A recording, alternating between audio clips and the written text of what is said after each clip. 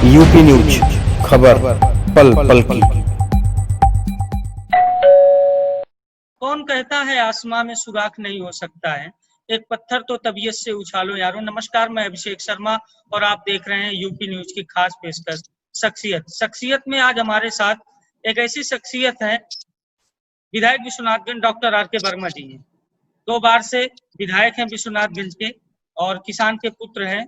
सबसे पहले आपसे जानना चाहेंगे कि किसान के पुत्र से आप डॉक्टर हैं और डॉक्टर होने के साथ साथ राजनीति में आप कैसे आए, राजनीति में कैसे झुका हुआ आपका?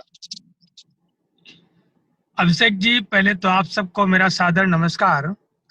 और जब यह देश गुलाम था तो हर एक देशवासी की अपेक्षा थी कि देश आजाद हो और राजा और प्रजा के बीच की दूरी खत्म हो, सबको सबके मूल अधिकार मिले। तो आज उसी मूल अधिकार की कड़ी में मैं एक गरीब परिवार में जन्म लेने के बावजूद, एक किसान का पुत्र होने के बावजूद, आज चिकित्सक बनने के बाद राजनीति में मैंने अपना कदम बढ़ाया है। मैं और गरीब, उपेक्षित, वंचित, शोषित समाज के लोगों की हक के अधिकार की लड़ाई लड़ने में अपने आप को अपना योगदान देने का कार्य कर रहा हूँ। आपका डॉक्टर से राजनीति में आए, आप विधायक बने दूसरी बार, और सफर कैसा रहा? और भाई भतीजेवाद की राजनीति भी चरम पर रही है।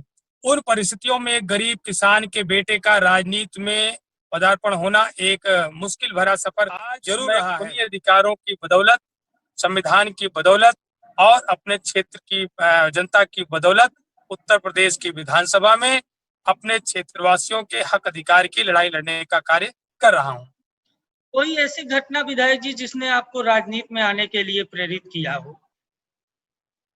ये कोई एक घटना नहीं होती है। मैं तो मुझे याद है कि मैं एक छोटे से कार्यक्रम में था और वह कार्यक्रम ऐसी जगह पर था जहां से मैं कक्षा 6, 7, 8 की पढ़ाई किया था। एक बाहर से वहीं के निवासी थे जो बाहर चले गए थे और बाहर उनके अच्छे व्यवसाय थे। तो मेरी मुलाकात पर उन्होंने कहा कि डॉक्टर साहब, आपने राजनीति में आने का मन कैसे बनाया और राजनीति में कैसे आए? तो मैंने कहा कि आज नहीं आया, ये तो छात्र जीवन से एक मन में था।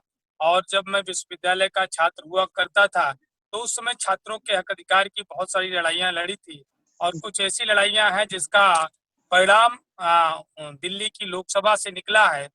तो उन्होंने कहा कि छात्र जीवन आपका राजनीति से प्रेरित रहा। मैंने कहा निश्चित रूप से छात्र जीवन ही राजनीति से प्रेरित रहा है।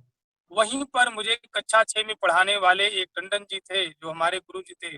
उन्होंने कहा विधायक जी, आप भूल गए, आप विश्वविद्यालय से राजनीति की बात कर रहे हैं, लेकिन आप मुझे बताओ कि जब आप यहाँ पर मिडिल मतलब उच्च प्राथमिक विद्यालय में आपका दाखिला हुआ था और हमने एक मॉनिटर नियुक्त करने का कार्य किया था, तो आपने जाकर के प्रिंसिपल से शिकायत करी कि किसी भी कक्षा का जो प्रतिनिधि है, मॉनिटर है, वह या तो सबसे अच्छा छात्र होना चाहिए या तो चुनाव के साथ होना चाहिए।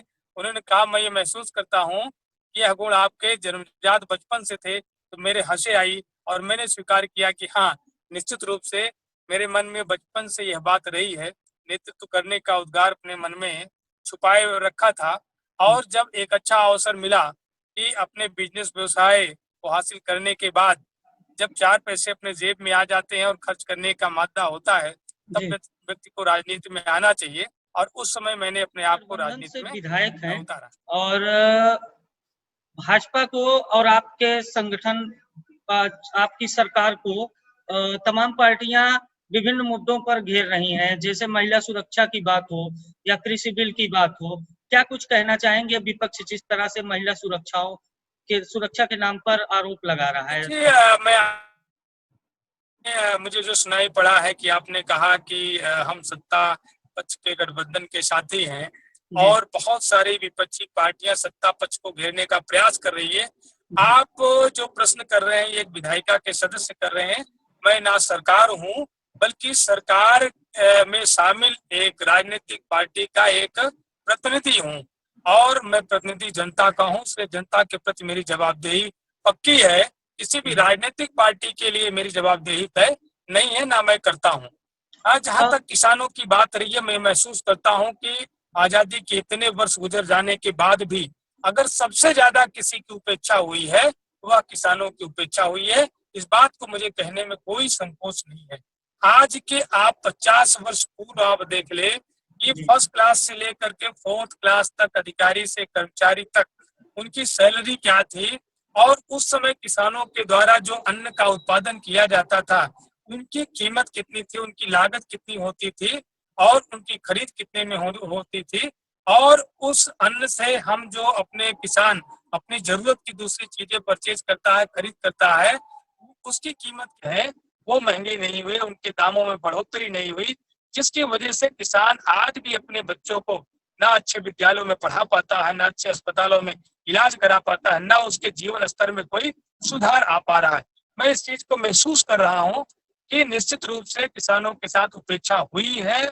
और जो बातें आपने कुछ करी है कि विधेयक को लेकर के, तो मैं कहना चाहूंगा कि निश्चित रूप से किसानों का जो पेशा है, कृषि जो पेशा है, वो जमीन के बगैर नहीं हो पाती है और जमीन किसान के लिए कमाऊ बेटे की तरह कार्य करती है। और जिस तरीके से कॉन्ट्रैक्ट फार्मिंग का अधिकार देना और असीमित भंडारण के लिए कानून बन जाना, मैं समझता हूँ, ये मेरा व्यक्तिगत अपना नजरिया है, मैं इस तरह के बिल का समर्थन नहीं करता हूँ। असीमित भंडारण से जहां पर एक और बड़े बड़े कारोबारी असीमित मात्रा में कृषि उत्पादों का भंडारण करके उनको महंगे दामों पर बेचने का प्रयास करेंगे, जनता का शोषण होगा, किसानों का शोषण होगा। वहीं कॉन्ट्रैक्ट फार्मिंग से बड़ी बड़ी कंपनियों का सामना किसान नहीं कर पाएगा, लिहाजा किसानों को बड़े पैमाने पर नुकसान उठाना पड़ेगा।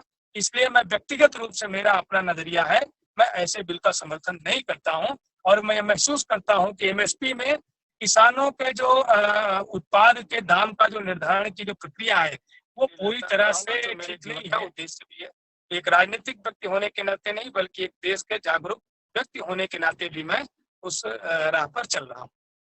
बहुत बहुत धन्यवाद विधायक जी हमारे साथ जुड़ने के लिए और तमाम जानकारी शेयर करने के लिए। तो ये थे हमारे साथ विधायक विश्वनाथगंज डॉक्टर आर के वर्मा जी, जिन्होंने हमसे विशेष बातचीत की और कई जानकारियां साझा की अपने जीवन से जुड़ी भी। आगे ही किसी दिन मैं आपको दिखाऊंगा ऐसी ही किसी शख्सियत के साथ खास बातचीत।